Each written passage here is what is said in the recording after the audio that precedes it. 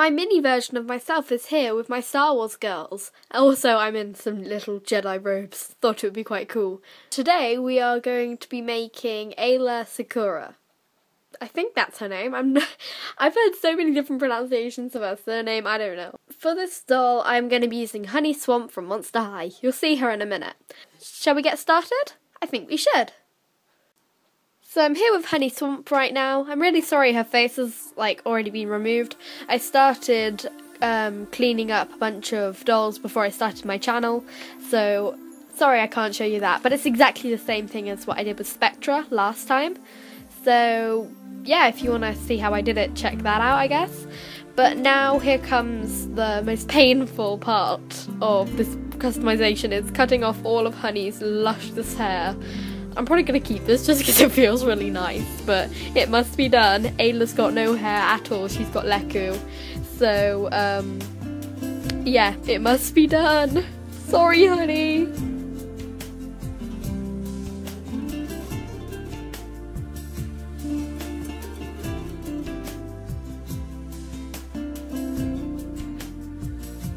So now her hair is all cut off, which is really sad because it was so fluffy, but it had to be done. So I really like her face sculpt, and I forgot to mention earlier that I got this Honey second hand and she didn't have an arm, so I said to myself, Laguna and Honey are pretty similar, I'll give you a Laguna from my random body part box. I can't believe I literally just said that. I feel like a mad scientist. So now I've removed the head off camera so I can remove the little stubs of hair, because Aayla has no hair at all, unlike Aura Singh, who has a ponytail of it. But this time it'll be way easier to cover since she wears this cap thing, and then she has her lekku, which is like the two fleshy head tails out of the back of her head. I'm saying some really weird stuff this video, I swear. So now I've removed all the hair, and it's exactly the same as how I did it in my Aura Singh video, so if you really want to know, you can watch that one. But it took a while because the glue in her head had actually dried. Most of the time when I customise dolls, the glue is kind of partially dry. I don't know why sometimes that happens, but it's way easier to remove. But this one took a bit of elbow grease. Now it's time to change the skin colour, but before I do, I want to explain why I chose Honey Swamp rather than Laguna Blue or Abby Abominable.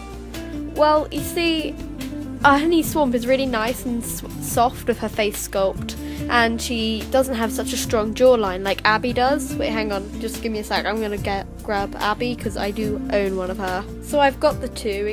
Excuse a little bit of hair on Abby, I started rooting her a few days ago, but Honey's got this really nice smile, and she hasn't got the massive lips like Abby does. Also, I just like the eye shape, and Abby's jawline is just very, very prominent. So we're not going to be using Abby, and also the slight smirk that Honey Swamp has got is perfect, because I read in my visual dictionary that Aayla is actually quite a mischievous Jedi, so it's quite fitting. So before I change the skin tone, I just cut off the ears. I just think it'll be easier to form the little cap thing that she's got on. And she has these cone-shaped ears for some reason. They always kind of puzzled me because male Twi'leks have more human-like ears, but they're more pointy, somewhat elf-like, but nowhere near as big. But the females have these cone shapes. Can someone answer that for me? I have no idea why, and it's really bugging me. So now I am going to use chalk pastels to change the skin tone on the face and parts of the body.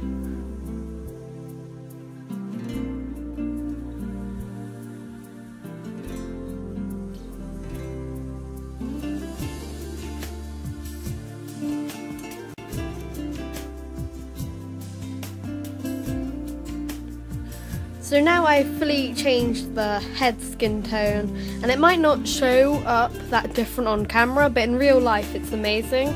If I get the body, it's pretty different.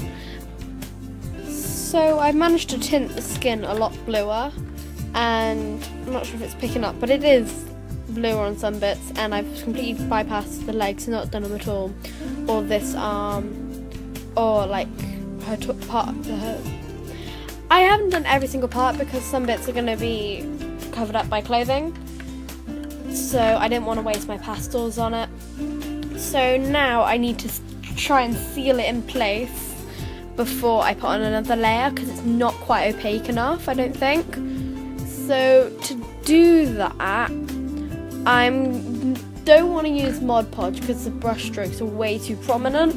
I'm going to use my my gloss varnish, but I don't want it to be too glossy, so I'm going to water it down quite a lot and paint it on, and hopefully that will hide the brush strokes. And I'm going to practice on her back first, because you know, you won't really see the back as much, so I'm just gonna give it a go. So the back is all dry and it's sealed pretty well. It's a lot thinner than it used to be, so I'll have to keep building up layers, but I think it's pretty good. And I'll just seal this layer, and then I'll keep building it up, and then I'll show you when it's done. So it's been a full day since I last recorded, and I'm really struggling with the body. It's colour changing, but it's not really that good. I resorted to mixing Mod Podge with my pastel, and it's just not really working, and it's not the same shade of blue. So I'm going to switch to another doll body, I'll show you that in a minute, and try to change the body colour because it's not really working. So now I've got an Abominable body, which I picked because it's probably the closest to Honey's skin tone, and I have tried to change the skin tone a bit. You can see a little bit on the back, I practiced, and I think the problem is, since this is a different plastic, it takes less, it kind of absorbs the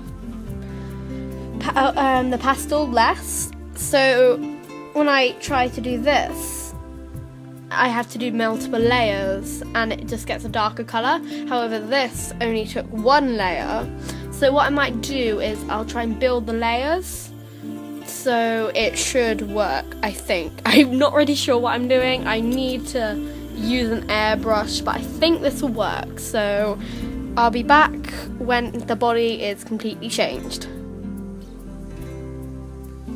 Right now, the body is meant to be drying, but I think I'm traumatizing all of my Star Wars girls. No! I think this is way more cruel for Aayla than being killed by her own clone troopers in Order 66. Okay, so now I'm back, and it's been 2 days since I attempted it in the first place, and Ayla's skin colour is finally changed. I'm glad I switched the bodies just because it's just better. And I had to resort to paint in the end, which I know isn't the most durable method, but as long as I'm careful, I think she'll be okay. Now we're going to sculpt her lekku, and we're going to do that right now. So I'm going to start by making a base for the lekku, and I'm going to use some pipe cleaners. Now, this does seem pretty cheap, and bearing in mind, yes it is, I did actually do this method for Ahsoka, and the reason I'm doing this is mainly just because I don't have wire right now. I ran out and I still haven't got any more, and this method is fine for Ahsoka because I've knocked her over loads of times, and her montrals or lekku. I'm not sure if it's called lekku for a Togruta, but I think they're called montrals. It said that in my visual dictionary. Wow, I love that. And so I'm just gonna make a base with the pipe cleaners, wrap it in tape or something, and then put some Apoxie Sculpt on, which is fun because I haven't used it in ages.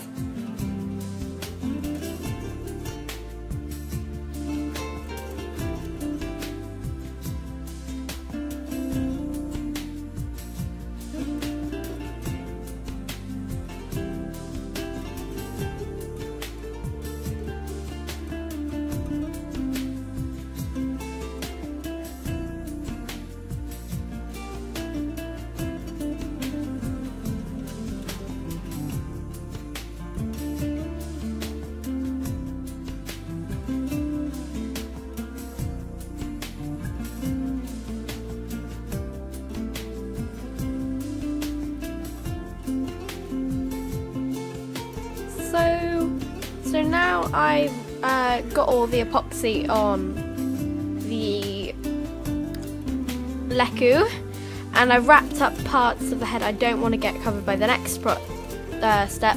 Is now we're going to take some latex. Well, what actually I'm using is called Copydex, but it's almost exactly the same thing, and it dries a little bit faster, so that's why I'm using it. And I'm going to paint over the lekku with that to give it more the right texture, and after that we can paint it.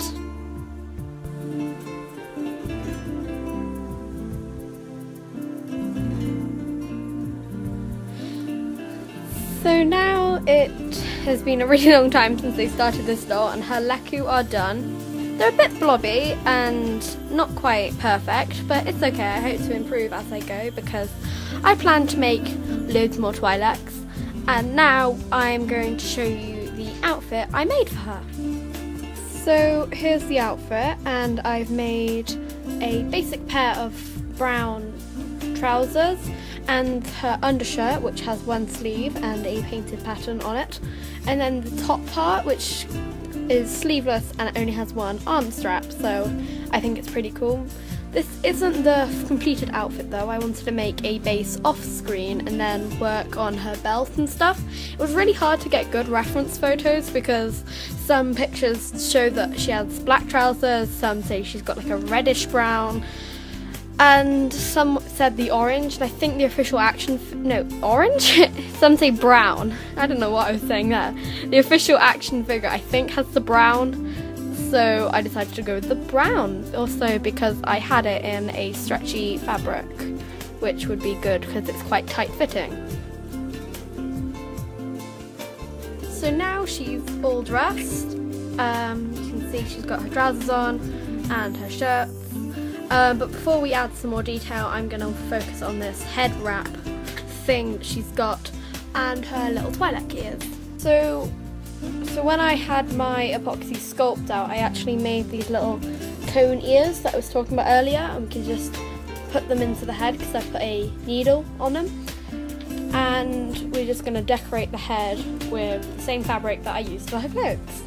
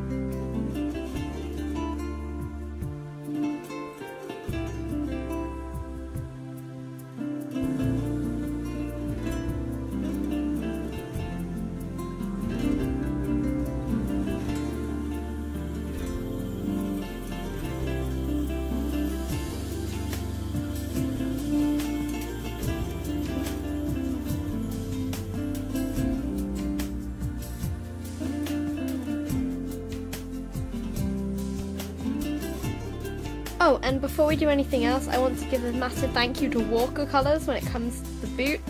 Her tutorials are amazing, and my shoemaking method's very iffy, so it finally turned out great this time, so thank you for that.